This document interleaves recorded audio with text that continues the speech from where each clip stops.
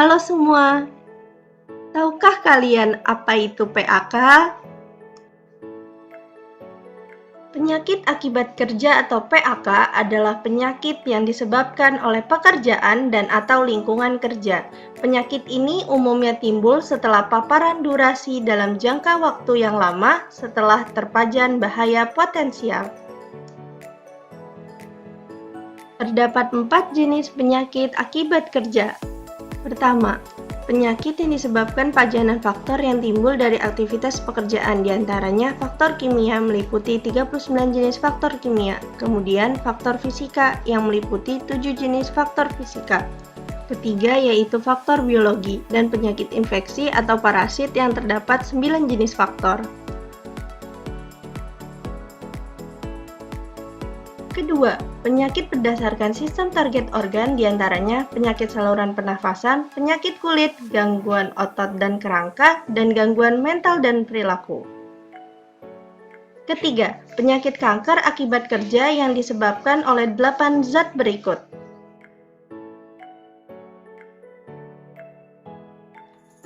Terakhir, penyakit spesifik lainnya, di mana penyakit tersebut ada hubungan langsung antara paparan dengan penyakit yang dialami oleh pekerja, yang dibuktikan secara ilmiah. Contohnya, penyakit nistagmus pada penambang.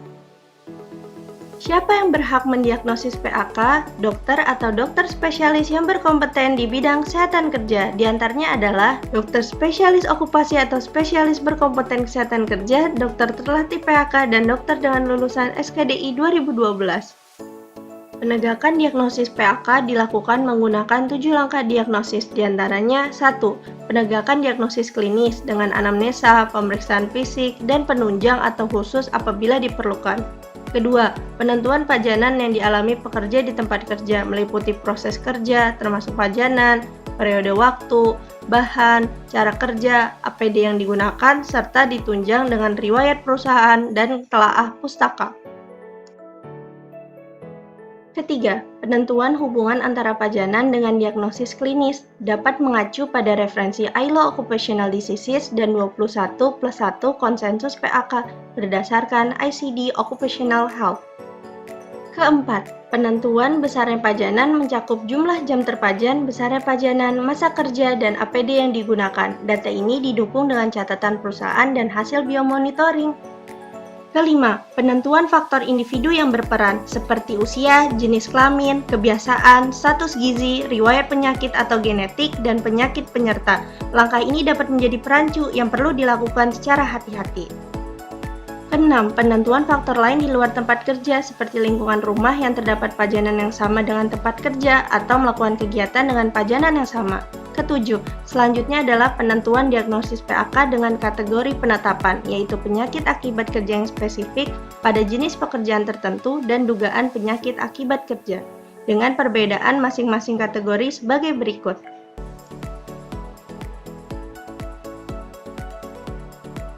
Tata laksana PAK terbagi menjadi dua, yaitu tata laksana medis dan okupasi. Tata laksana medis berupa medikamentosa, yaitu pengobatan dengan pemberian obat pada pasien, dan atau non-medikamentosa seperti edukasi, exercise, fisioterapi, konseling, psikoterapi, dan nutrisi. Sedangkan tata laksana okupasi dilakukan pada individu dan komunitas. Pada individu dapat berupa edukasi dan konseling, dan penilaian kembali bekerja serta penilaian kecacatan.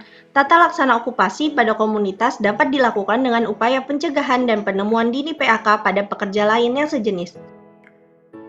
Alur rujukan PAK dimulai dari pekerja datang ke FKTP untuk dilakukan diagnosis klinis terhadap penyakitnya.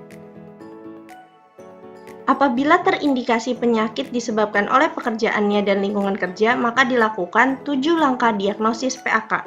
Apabila sesuai kriteria diagnosis PAK yang spesifik, maka dapat langsung didiagnosis PAK. Namun, apabila diagnosis belum dapat tegak karena tidak ada dokter yang kompeten melakukan diagnosis, maka dilakukan rujukan sesuai dengan ketentuan yang berlaku.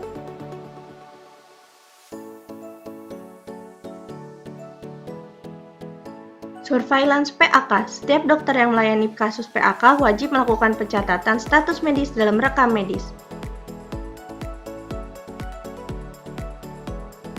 Pelaporan dilakukan secara berjenjang dari mulai FKTP dan FKTL kepada Dinas Kesehatan Kabupaten Kota. Dinas Kesehatan Kabupaten Kota juga mendapat pelaporan atau menerima informasi PAK dari tempat kerja. Kemudian melanjutkannya kepada Dinas Kesehatan Provinsi dan selanjutnya ke Kementerian Kesehatan melalui Sistem Informasi Terpadu Kesehatan Kerja dan Olahraga. Pencegahan pelayanan dan surveillance penyakit akibat kerja penting dilakukan seluruh pihak agar dapat memenuhi hak setiap pekerja untuk hidup sehat dan produktivitas dapat kian meningkat.